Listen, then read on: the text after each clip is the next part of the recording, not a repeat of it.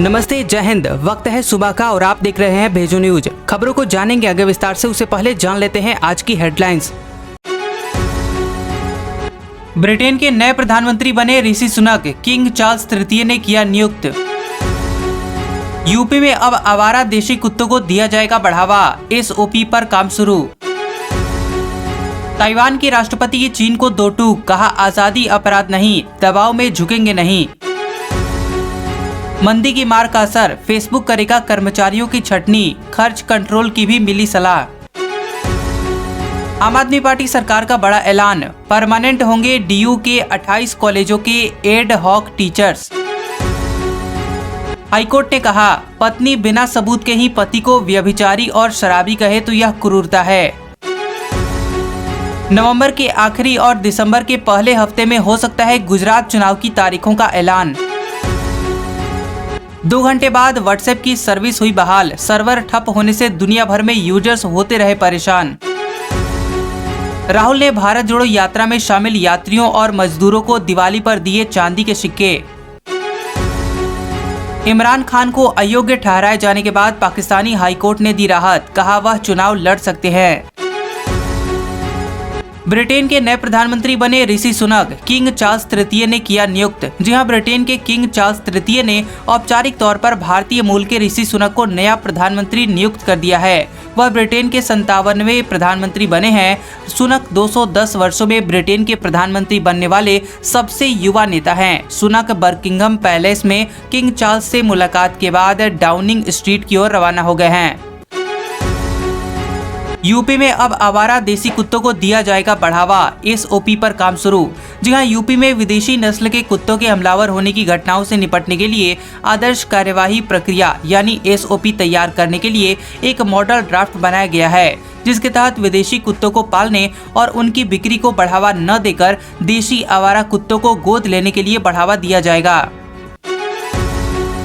Taiwan की राष्ट्रपति की चीन को दो टूक, कहा आजादी अपराध नहीं, दबाव में झुकेंगे नहीं। जी हां, ताइवान की राष्ट्रपति साई इंग चीन के दबाव में झुकने को तैयार नहीं है। उन्होंने स्पष्ट तौर पर कह दिया है कि वह चीन की आक्रामक धमकियों के आगे घुटने टेकने वाले नहीं हैं। दरअसल उनका यह बयान चीन की सीपीसी बैठक के बाद आया है, जिसपे दोहराया गया था कि ताइवान उनका हिस्सा है और जरूरत पड़ने पर वह बल प्रयोग भी करेगा।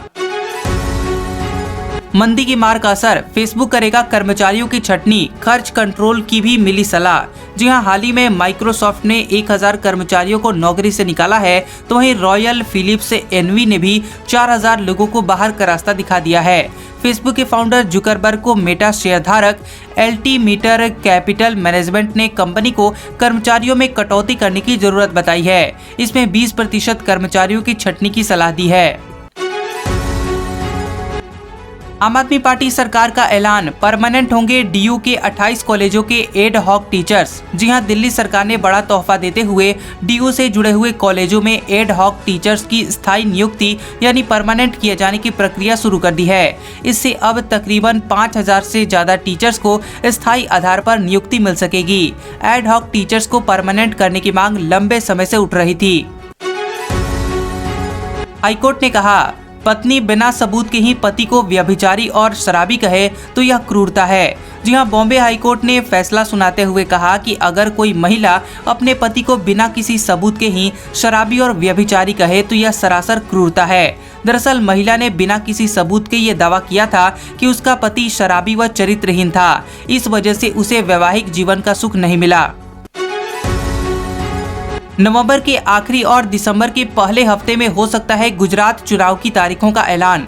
जी हां, गुजरात में राजनीतिक दलों ने चुनाव प्रचार शुरू कर दिया है और इसी बीच एक बड़ी खबर सामने आ रही है। सूत्रों के मुताबिक इस हफ्ते के आखिरी तक गुजरात चुनाव की तारीखों का ऐलान हो सकता है। गुजरात विधानसभा के चुनाव 2 चरणों में हो सकते हैं। सूत्रों ने बताया कि नवंबर के आखिरी हफ्ते और दिसंबर के पहले हफ्ते में चुनावी तारीखों का ऐलान हो सकता है।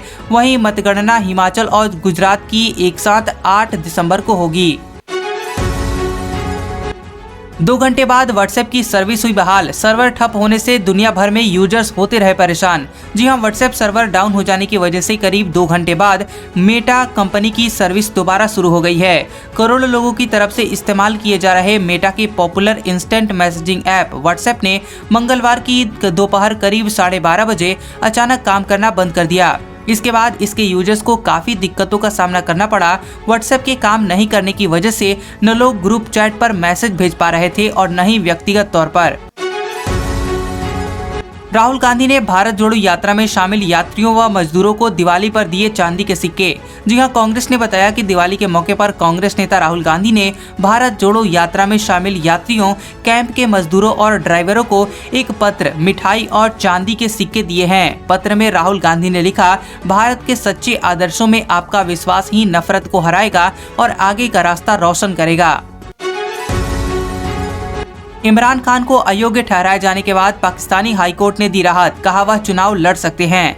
जी हां, पाकिस्तानी निर्वाचन आयोग द्वारा पूर्व प्रधानमंत्री इमरान खान को अयोग्य ठहराए जाने के मामले में सुनवाई के दौरान इस्लामाबाद हाईकोर्ट ने कहा कि वह भविष्य में चुनाव लड़ सकते हैं। हाईकोर्ट ने कहा कि खान को चुनाव लड़ने के लिए अयोग्य नहीं ठहराया गया है। बकौल हाईकोर्ट वह कुर्रम यानी खैबर पख्तूनवा से 30 अक्टूबर को चुनाव लड़ने के लिए योग्य हैं। उद्धव गुट ने 2 ट्रकों से शिवसेना के 8.5 लाख सदस्यता पत्र चुनाव आयोग को भेजे। जी हां, मीडिया रिपोर्ट्स के मुताबिक महाराष्ट्र में शिवसेना को लेकर जारी खींचतान के बीच प्रदेश के पूर्व मुख्यमंत्री उद्धव ठाकरे के गुट ने चुनाव आयोग को 2 ट्रकों द्वारा 8.5 लाख सदस्यता पत्र भेजे हैं। गौरतलब है कि शिवसेना से बगावत के बाद महाराष्ट्र के मुख्यमंत्री बने एकनाथ शिंदे और पूर्व मुख्यमंत्री उद्धव ठाकरे दोनों ने ही असली शिवसेना होने का दावा किया है। मुंबई के जुहू बीच के सौंदर्यीकरण पर 4 करोड़ रुपए खर्च करेगी बीएमसी, लगेगी लेजर लाइट्स। जी हां, महाराष्ट्र में बृहन मुंबई महानगरपालिका यानी बीएमसी 4 करोड़ रुपए खर्च करके जुहू बीच व गांधी ग्राम प्रवेश द्वार का सौंदर्यीकरण करने की योजना बना रही है। बकौल रिपोर्ट्स इसके तहत जुहू बीच में लेजर लाइट्स, होलोग्राम बेंच व पेड़ पौधे लगाए जाएंगे। गौरतलब है कि राज्य के मुख्यमंत्री एकनाथ शिंदे ने सितंबर में मुंबई के सौंदर्यीकरण के लिए 1700 करोड़ रुपए आवंटित किए थे। फिलीपींस में कॉलेज छात्रों ने परीक्षा में पहने एंटी चीटिंग कैप व मास्क, वायरल हुई तस्वीरें। जी हां, फिलीपींस में एंटी चीटिंग कैप और मास्क पहने कॉलेज के छात्रों की तस्वीरें सोशल मीडिया पर वायरल हो गई हैं। बिकोल यूनिवर्सिटी कॉलेज ऑफ इंजीनियरिंग में मैकेनिकल इंजीनियरिंग की एक प्रोफेसर ने तस्वीरें शेयर कर लिखा कि मध्यावधि परीक्षा के पल छात्रों ने काईबोर्ड, अंडे के बॉक्स और रिसाइकिल होने वाले सामान से इन कैप और मास्क को तैयार किया था। अब जान लेते हैं कुछ काम की खबरें। एमपी के युवाओं के लिए सरकारी नौकरी पाने का सुनहरा मौका है। मध्य प्रदेश कर्मचारी चयन बोर्ड ने आईटीआई में प्रशिक्षण अधिकारियों के पदों पर भर्ती निकाली है। इसके लिए 1 नवंबर से आवेदन शुरू होंगे। 15 नवंबर आवेदन जमा करने की लास्ट डेट है। परीक्षा 16 दिसंबर को होगी। इसके लिए 7 शहरों में सेंटर बनाया गया है।